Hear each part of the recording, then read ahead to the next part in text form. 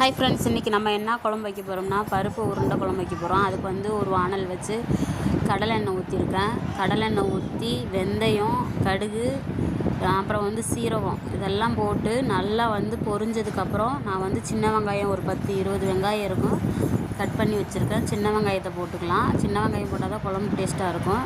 எவ்வளோ தூரத்துக்கு சின்ன வெங்காயம் கிடைக்குதோ அவ்வளோ தூரத்துக்கு போட்டுக்கோங்க. அதுக்கப்புறம் வந்து புளி ஒரு நல்லா பெரிய நெல்லிக்காய் சைஸ் அளவுக்கு புளியை எடுத்து நல்லா கரைச்சி வச்சுக்கோங்க.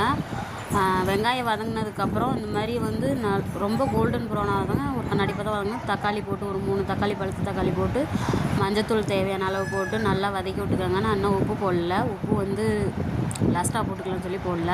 இப்போ வந்து பருப்பு அரைக்கிறதுக்கு ஒரு 4 வரமிளகாய் போட்டுக்கிட்டு நான் கடலைப்பருப்பும் துவரப்பருப்பு ஊற வச்சுருக்கேன். அதை போட்டு நல்லா வந்து சோம்பு ஒரு ஸ்பூன் போட்டு அரைச்சிக்கோங்க.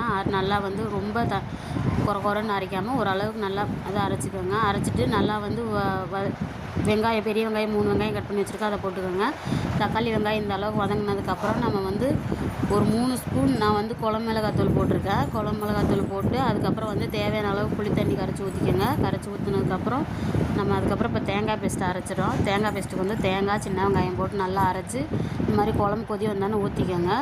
ஊற்றுனதுக்கப்புறம் நல்லா இந்த மாதிரி குழம்பு கொதி வந்து ஓரளவுக்கு நல்லா வற்றினதுக்கப்புறம் இப்போ வந்து நம்ம உருண்டையை வந்து உருட்டி போட்டுக்கலாம். நல்லா கொதிச்சு வரையில் தான் போடணும். அப்போ தான் வந்து உருண்டை உடையாது.